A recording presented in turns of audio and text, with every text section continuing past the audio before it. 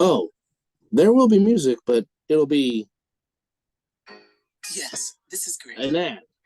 But it's way more than great. That's not the music I was What you trying to really play. need to know is that this This is what I was trying to queue up,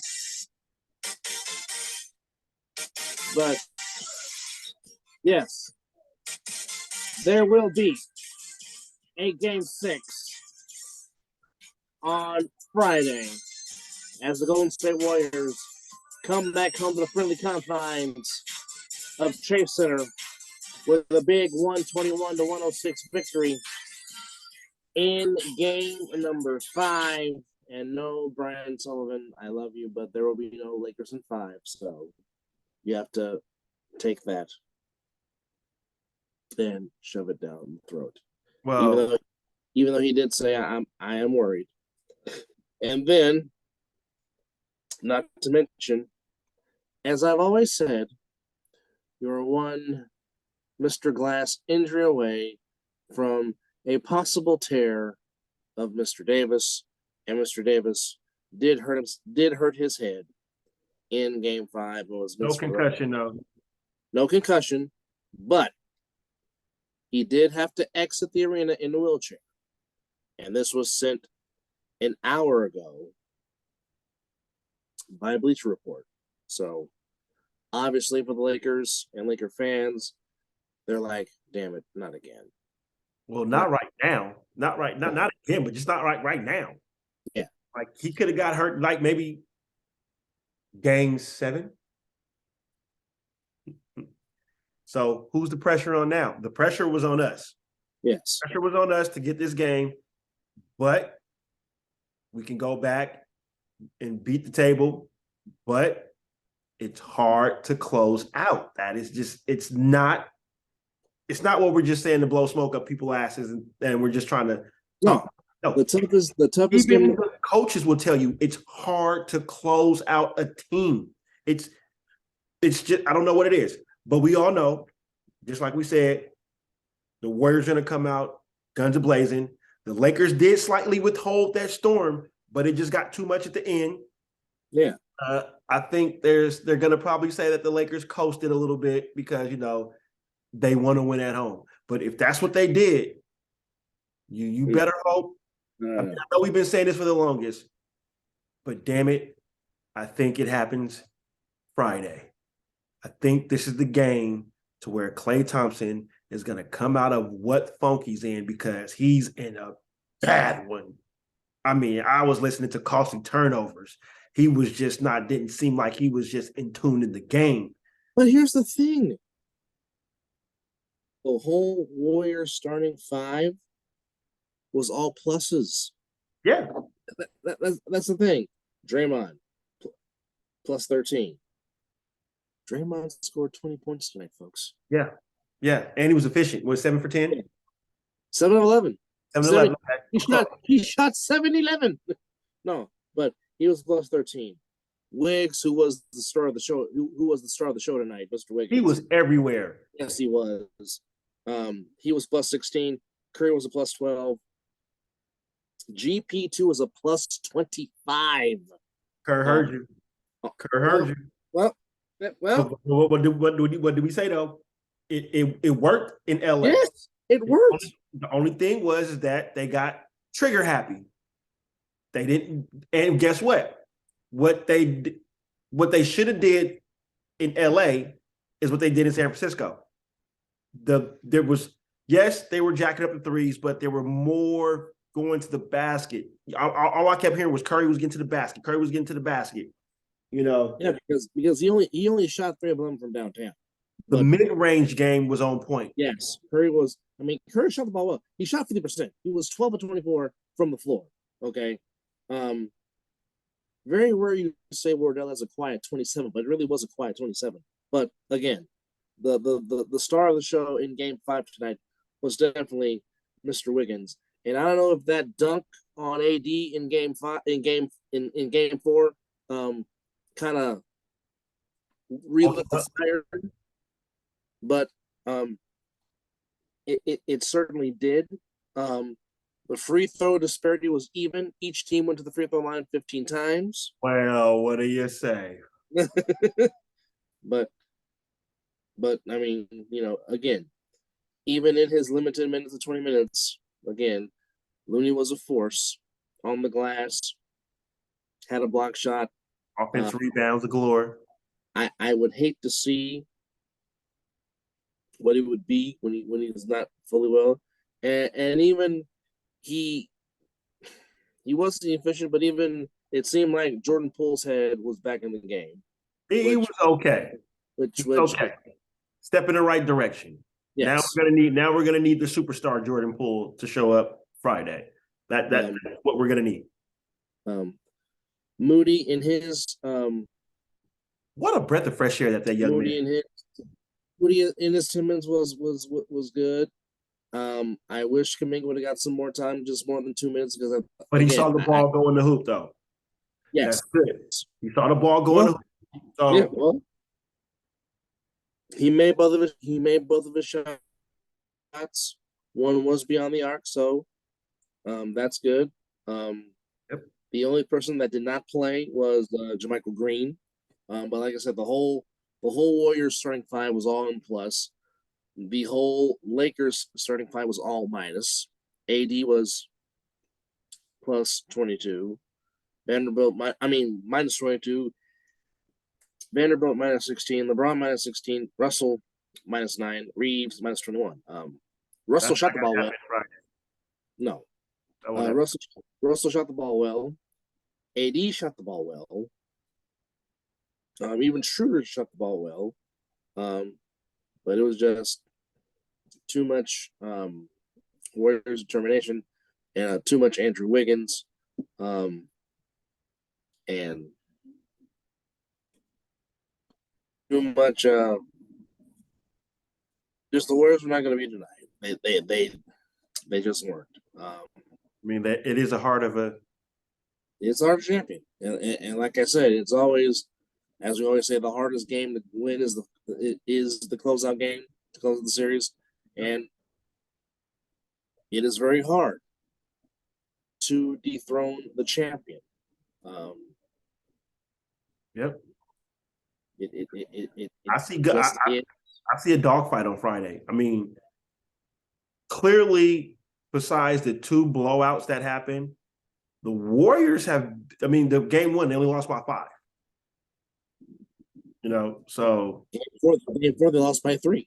Yeah, so there's no I believe this is going to really be a serious dogfight, and it might come down to who who holds the ball better, who doesn't turn it over more. And I just hope the Warriors don't turn into that 3 happy team that they did not this last game, but the game in LA, game 4 in LA, which I believe they should have won. Well, like I said, if you take away not Vanderbilt, I got Vanderbilt on my mind for some reason. You take away Lonnie Walker IV's 15 points in the fourth quarter, the final score is 101-89, and the series is tied 2-2. And with this win, the Warriors possibly close it out on Friday. Instead, they're going to try to force a Game 7 for Mother's Day on Sunday, to which, how appropriate would it be that the Warriors and the Lakers would play Game 7 on Mother's Day, because it was Mother's Day in 1987 when Greg Papa said, Sleepy Floyd is Superman.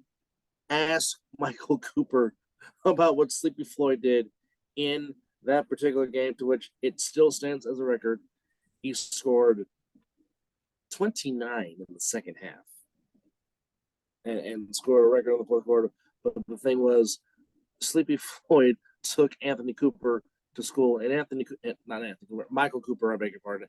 And Michael Cooper was one of the best perimeter defenders and was the Lakers' best defender on those 80s Showtime's teams. And he did not have an answer for one Eric Sleepy Floyd. Now, granted, that 87 Lakers team was loaded, and rightfully so. They won the title, beating an aging, depleted Celtics team. But at least it was Mother's Day of 1987. at the old Oakland Alameda County Coliseum where Sleepy Floyd went off, and you heard the Coliseum, which at that time only said about 15,000, absolutely go ape shit crazy. But Warriors get a huge win. The final score of 121 to 106. And again, I'm going to say it again. Steve Kerr, keep this same starting five until the Lakers prove they can do something about it. Don't stay away from it. It has worked the last two games. Gary Payton II has been fantastic in the starting role. So I would keep it the same way. And well, we knew the Mecca was going to be on fire. I picked that wrong. And by God, the Knicks told me and Mizzle to shut the fuck up and hold it. Jalen Brunson goes the whole full 48 minutes. Yep. And puts up a huge 38 as the Knickerbockers live to play another day. They will go back to Miami for a game 6 with a 112-103 victory. The Knicks had their chances. They got it close to 6. Yeah, but Miami close to 6. It was over from there. Well, we know Miami will not quit for nothing. No. And this is what the Miami Heat does. And I mean, Bam had a solid game. Duncan Robinson had a solid game. Martin had a solid game. Strus again was solid. I mean, Jimmy was solid. He had 19 and 9 and 4 assists. So it's not anything Miami did wrong. It was just Jalen Brunson was not going to be. And well, he also had help. I mean, yes, he did. RJ Barrett yet again had another great game. Julius Randle, even besides having the little eyes swollen up like he was in a 2-round boxing match, he still was productive. Yeah, Jordan Randle, or I'm sorry, Julius Randle. Julius Randle. I'm fucking up the names right now, man. Yeah, I am on one. Watching it. I am on one tonight. I don't know what's going on with me. Maybe it's because I'm still coming down from the high of actually doing a podcast in an actual studio tonight, which was fantastic. No excuses. We're professionals, man. You know what? This is him being an asshole in his rare asshole form, ladies and gentlemen. Anyhow, Julius Randle was outstanding. He was 7 of 13 from the floor, 4 of 7 from 3, 6 of 7 from the free throw line, had 24 big points. Mr. Robinson had some good minutes for the Knicks. Yeah. He had 8 points, 11 rebounds, had 2 steals, 2 assists. As you said, Mr. Barrett shot the ball well, 8 of 17 from the floor. He was 3 of 8 from the free throw line, but he was 7 of 8 from the free throw line. The Knicks got to the line 40 times. Miami only 19 times. So that was a big discrepancy. But the Knicks survive, and they will indeed head to Miami for game 6. I think it's over. I think that's where it ends. To which your prediction still might come true because you did say Heat in 6. And I think Jimmy Butler is definitely I think Jimmy Butler definitely will have his 40-point game in game 6 in front of the home crowd of Miami. Because, even though I said Heat in 7, I don't know if Miami wants to come back for a game 7 in here, because if it's game 7 in the Garden, oh boy. And that's how I totally feel about the Lakers and the Warriors. You don't want to. They better close it out tomorrow, Friday. That will be their best bet, because we all know what we've seen Mr. Stephen Curry do in the game 7 already in these playoffs. Only put up 50. It's like it was nothing. Only put up 50 buckets, which was the highest scoring total in a game 7 in the history of the association.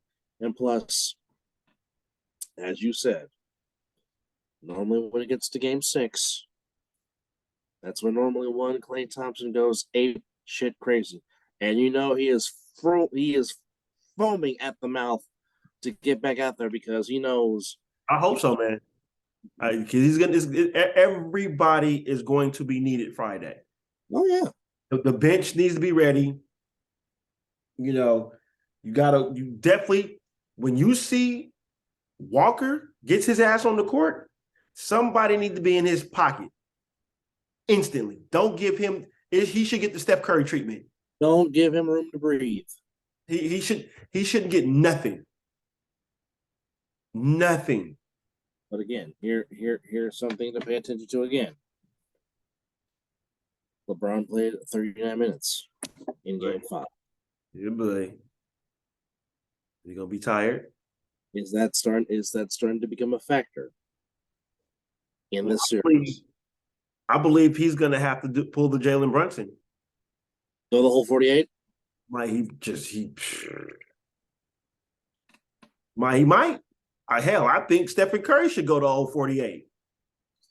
Well, Wardell did go 39, but I mean, Steve Kerr is always one thing about Steve Kerr. It doesn't matter how desperate the situation, he makes sure that Curry does get his normal rest. Indeed. Which kudos to him, because some head coaches might boil down to it, or just bust at the fact that, okay, I need to put my guy back in there. But I mean, Curry always says stick to his game plan, and he would not let the Lakers make him play a trump card. Yeah, which leads to a tremendous Friday night of action with Game 6 between the Lakers and the Warriors in Los Angeles, and the Knicks again at home against Miami, or the Heat at home against the Knicks, trying to end that series. Now we fast forward to today, later on today, if you will, as we have another doubleheader, to which, again, for those watching the show, today, later on Thursday, May the 11th, on 5/11, we will be live on our IG page. Yes. That is the Mizzle Lit Up Show, as we will dissect the matchup that is the Celtics and the 76ers to see if Philadelphia will indeed cue the music as they try to get to their first Eastern Conference Final for the first time since our senior year of 2001 as Fairfield Falcons. As again, Joel Embiid looking to stamp his MVP season by getting the Sixers to their first conference final for the first time since has been in the 2001 season, led by the great and one and only Mr. Allen the Iverson. Now, as you said, you were nervous. I am. And then I also said, now for Philadelphia, win. If not now, because now is the time. And maybe a lot of people are starting to feel that this is a different Philadelphia 76er team. It feels like they got more bulldog in them. They feel like they got more fight. They feel like that it's. And I mean, Doc had the great quote today when he said, we cannot get comfortable being up 3-2, which I thought was a fantastic. I said that too. Was a fantastic, which you did. Hell, this is game 7. Honestly, they should treat this game like it is game 7. I got Harden. Gotta just. I don't need 45-point Harden. I need maybe.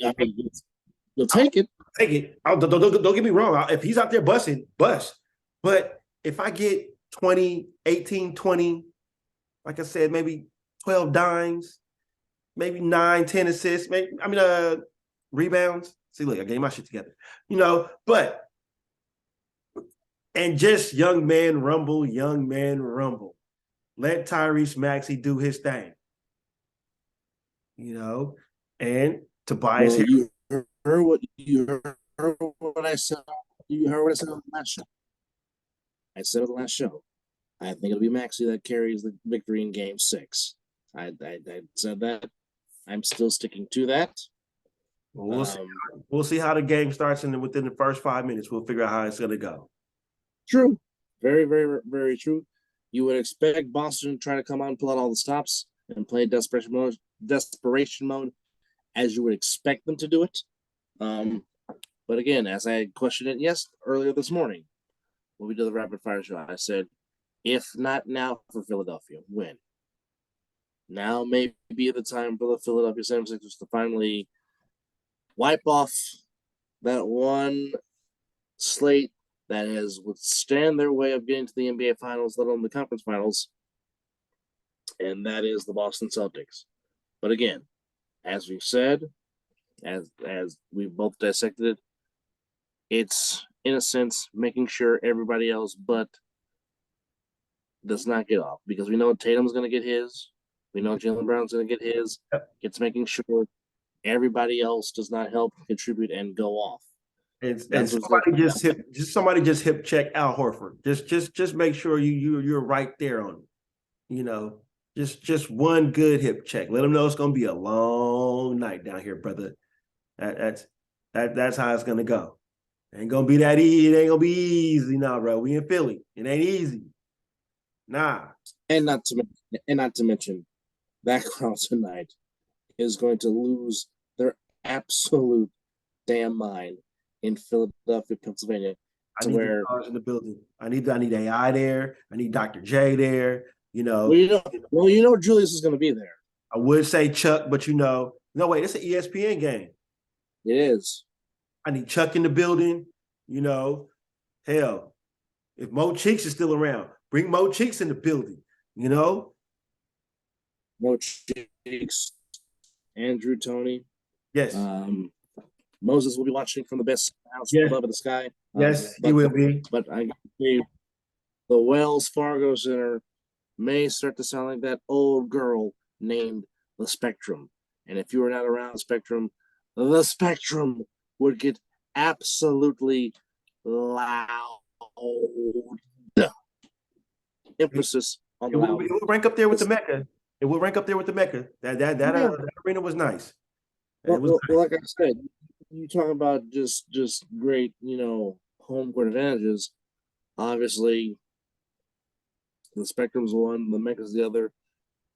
The old Chicago Stadium, the old Bulls home, the old Suns home, the Veterans Memorial Coliseum, that house on McDowell, of course. My favorite all-time basketball arena is the Great Western, is the Forum. Now the Kia Forum, but that's one of my favorite arenas of all time. I still wish they played basketball in there, but I get it. But it's the atmosphere in there was absolutely, of course, the original Garden, the original parquet floor, the original basketball gym house, to where the seats were on top of you and the fans were on top of you.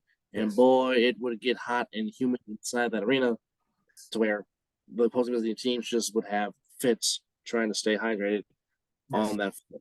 So, again, it was a great arena, nonetheless. Yes, it was. So, it comes back to the Valley of the Sun for Game 6.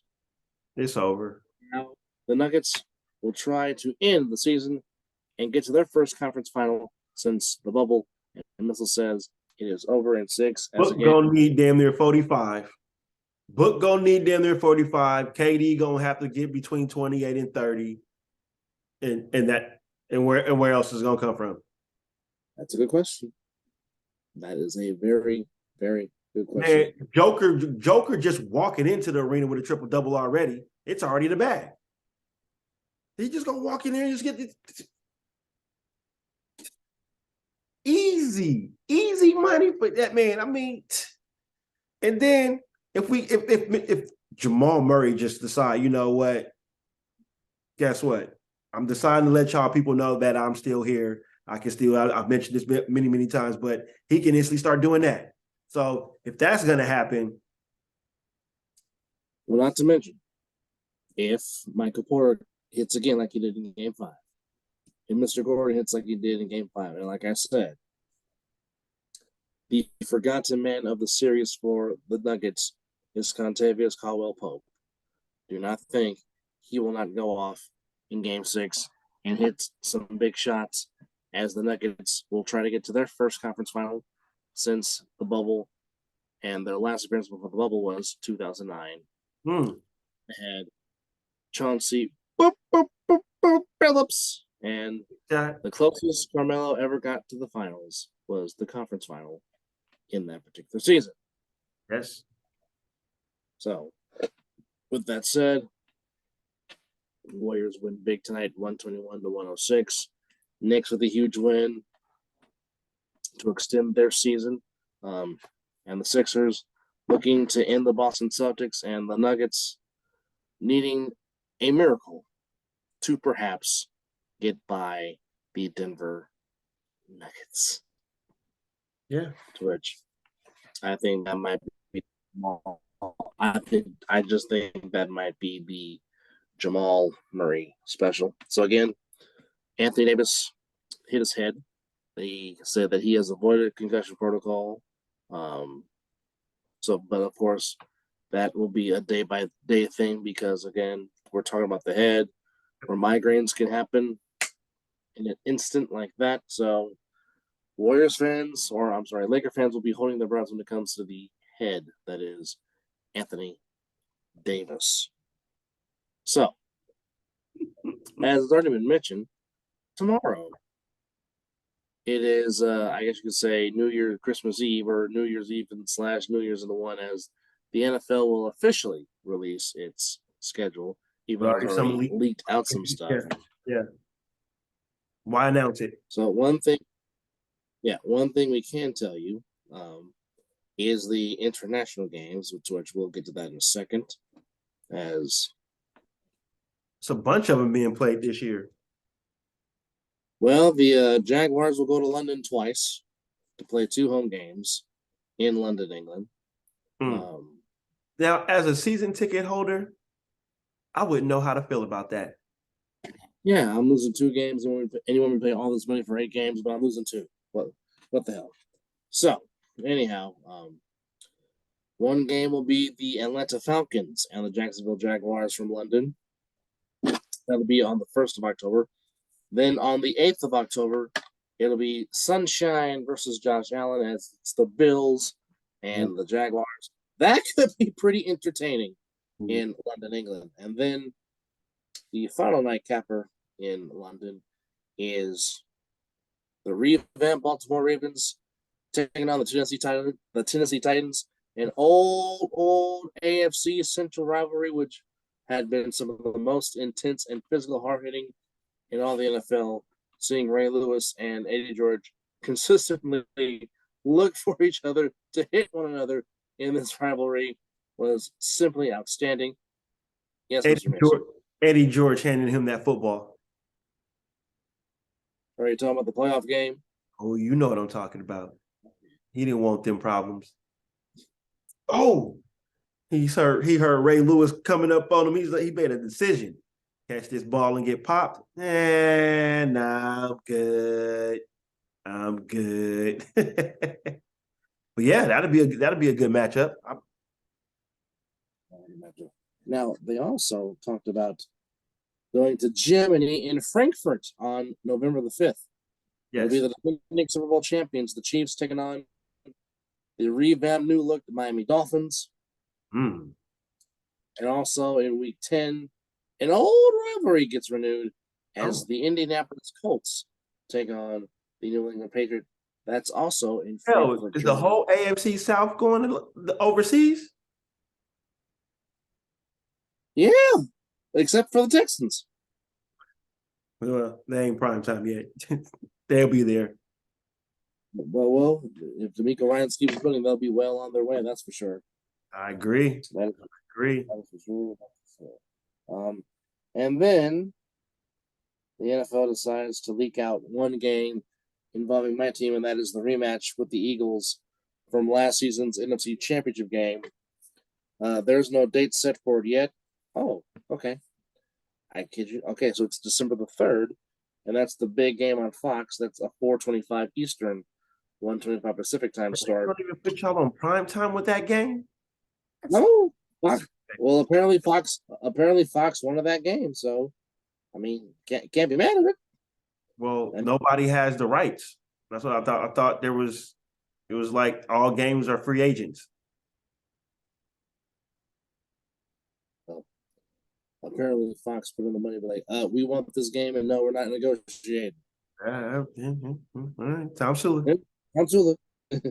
The first Black Friday game will picture the East Rutherford Jets against the Miami Dolphins. So we get Aaron Rodgers in his East Rutherford Greens on Black Friday, the day after Thanksgiving. So how are they going to work that? So if they play Friday, is that their bye afterwards? that is a very doggone. No. I guess you're going to treat it like a Thursday. If you play the Thursday night game, you don't play the Sunday, but you get 10 days off. 10 days off, I think. I'm not sure. So technically, it's a slight bye, depending on if you. Okay, maybe it might work out. I mean, I'm down for Thursday, Friday, Sunday football. Yeah. Well, yeah.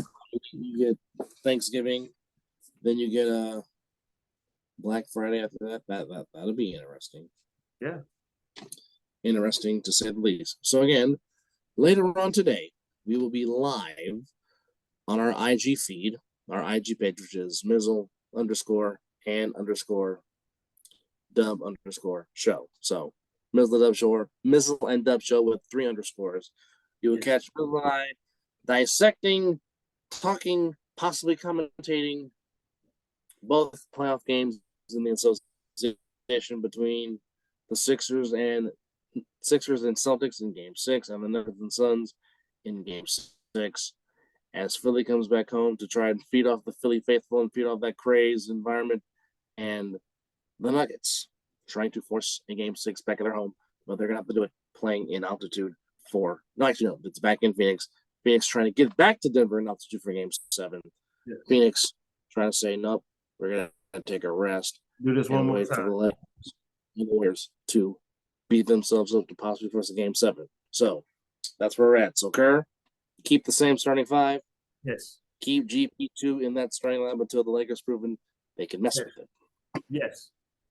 And again, Klay Thompson, I need you to show up for the Bay in Game 6. This is where you normally come and have your typical Game 6 Klay moment. I need to see that from you on Friday. Yes. Yes. Yes. Yes.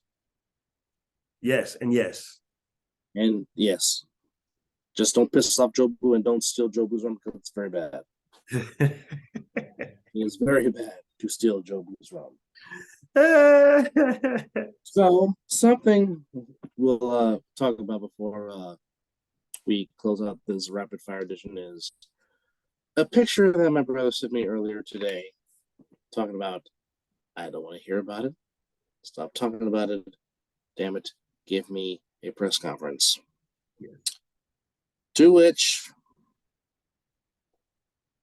there was a post that was shown an occurrence about one Earl Spence and one Terrence Bud Crawford, saying that apparently a deal is near. I don't want to hear it.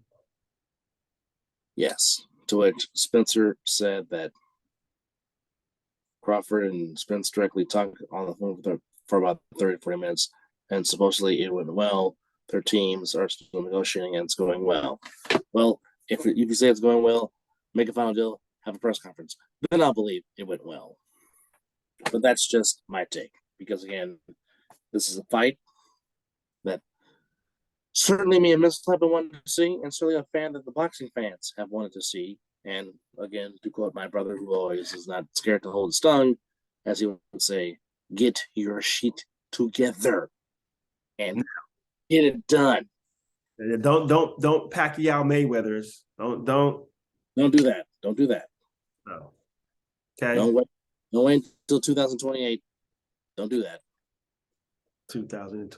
Tanking Garcia already gave us the fight we want. So yes. Let's keep the good boxing going. Yes. So any parting shot that you might have before we call tonight on this rapid fire edition as the Warriors get back in the series along with the Knicks forcing a Game 6? No.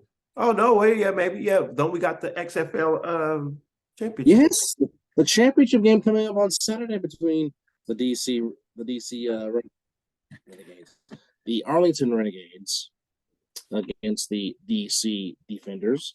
Yeah, I'm looking forward to checking that out. Yeah, at a neutral site inside the Alamo Dome in San Antonio, which it still might be considered a home field for the Renegades, considering they are playing in their home state. But that also remains to be seen because DC has a very good fan base as well. Looking forward to that one. Yes. You can catch that on BBC in primetime on Saturday the 13th, as opposed to Friday the 13th. But no. But anyhow, we thank you for watching this rapid fire edition of the Mizzle Dub Show as we recap the Warriors getting back in this series and forcing a game 6 inside Crypto.com Arena, and Jalen Brunson putting the Knicks on his back, saying, "Let's go to my game 6." Yes. And we'll see before the game 7. And then tonight, Mizzle and I will be live on the IG page talking about the Sixers and Celtics in their game 6 and game 6 of the Nuggets and the Suns as the Nuggets try to end the Sun season and send them fishing in the desert.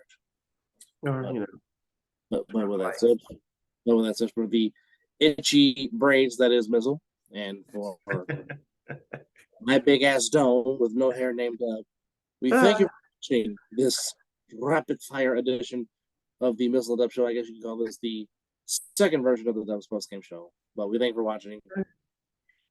As always, it is 12:05 o'clock. Some damn where. Yes, indeed. Yes, indeed.